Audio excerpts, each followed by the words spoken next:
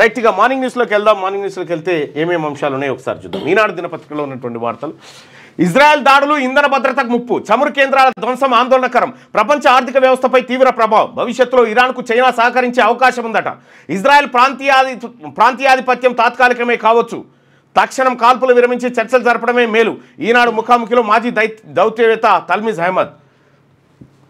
ఇరాన్పై Israel దాడుల ప్రభావం ప్రపంచ ఆర్థిక వ్యవస్థపై తీవ్రంగా ఉంటుందని మాజీ దౌత్యవేత్త అంతర్జాతీయ వ్యవహారాల నిపుణుడు తల్మీజ్ అహ్మద్ అభిప్రాయపడ్డారు. ముఖ్యంగా ఇరాన్ ఇంధన కేంద్రాలపై ఇజ్రాయెల్ దాడులు చేయడం అంతర్జాతీయంగా ప్రభావం చూపుతుందని, ఇది ఆందోళనకరమని అన్నారు. 1974 బ్యాచ్ ఇండియన్ ఫారిన్ సర్వీస్ అధికారి అయిన తల్మీజ్ సౌదీ అరేబియా, ఒమన్, యుఏఈలకు అంబాసిడర్గా పనిచేశారు.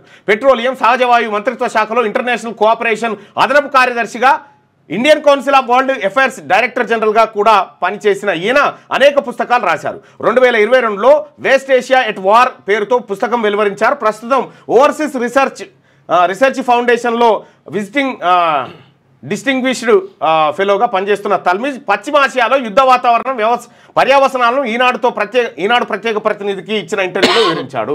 ఇజ్రాయెల్ దాడులు, ఇరాన్ ప్రతిదాడుల పర్యవసనాలు ఎలా ఉంటాయి? ఇరాన్లోని న్యూక్లియర్ కేంద్రాలే లక్ష్యంగా దాడులు ప్రారంభించిన ఇజ్రాయెల్ ప్రమాదకరంగా ఇంధన కేంద్రాలపై విస్తరించింది.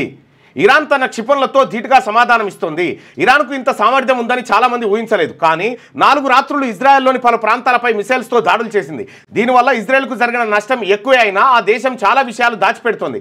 నా అంచనా ప్రకారం పరిస్థితి చేదాటకుండా చూసేందుకు అమెరికా ప్రయత్నించే అవకాశం ఉంది. ముందు కూడా డొనాల్డ్ ట్రంప్ వైఖరి ఇదే. కానీ అమెరికా, ఇరాన్ మధ్య మస్కట్లో చర్చలకు 2 రోజుల ముందు నేతన్యాహు దాడులకు దిగారు. అక్కడ ఏదైనా ఒప్పందం కుదిరితే ఆ ప్రభావం తమ మీద పడుతుందనే ఆందోళనతో ఇజ్రాయెల్ దాడులకు దిగినట్టు కనిపిస్తుంది. ఈ దాడులు ఇజ్రాయెల్ ప్రాంతీయ ఆధిపత్యానికి తాత్కాలికంగా ఉపయోగపడవచ్చు, కానీ దీర్ఘకాలికంగా అంతర్జాతీయంగా చాలా ప్రమాదకరం. కాబట్టి అత్యవసరంగా యుద్ధాన్ని విరమించాలని చెప్పి ఈ ఇంటర్వ్యూలో ఆయన చెప్పిండు. ఇరాన్ ఇంధన కేంద్రాలపై ఇజ్రాయెల్ దాడులు విస్తరించడం మొత్తం గల్ఫ్ ప్రయోజనాలను దెబ్బతీస్తుంది. ఇది అంతర్జాతీయ ఇంధన భద్రతకు తీవ్ర నష్టం. ఆసియాలోని ప్రధాన దేశాలైన చైనా, ఇండియా, జపాన్, కొరియాలు గల్ఫ్ నుంచి ఇంధనాన్ని ఎక్కువగా కొంటారు. ఈ దేశాల ప్రయోజనాలు తీవ్రంగా దెబ్బతింటాయి. జపాన్, కొరియా, యూరప్లు గ్యాస్ కొంటాయి. కాబట్టి అమెరికాకు అనుబంధంగా ఉన్న దేశాలపై కూడా ప్రభావం పడుతుంది. దాడులను నియంత్రించకపోతే ప్రపంచ ఆర్థిక సంపదకే హానికరం. ఈ కారణంగానే సౌదీ అరేబియా, యుఏఈ, ఖతార్ లాంటి దేశాలు ప్రస్తుత పరిణామాలపై తీవ్ర ఆందోళన వ్యక్తం చేస్తూ ఉన్నాయి.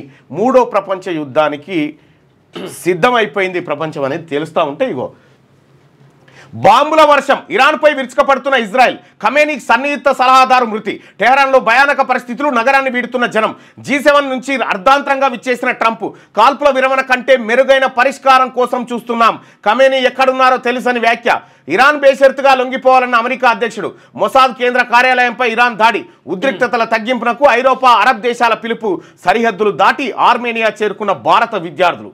ఇగో పరిస్థితి చూడరు ఎట్లా ఉందో ఇరాన్లో.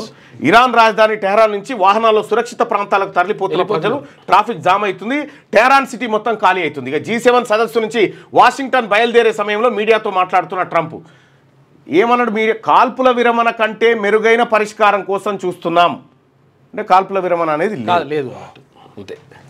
ఇక ఇరాన్, ఇజ్రాయెల్ మధ్య యుద్ధం తీవ్రతరమైంది. ఇరు దేశాల దాడులు, ప్రతి దాడులతో పశ్చిమాసియా రణరంగంగా మారింది. యుద్ధ విమానాలతో ఇరాన్పై ఇజ్రాయెల్ విరుచుకుపడుతోంది.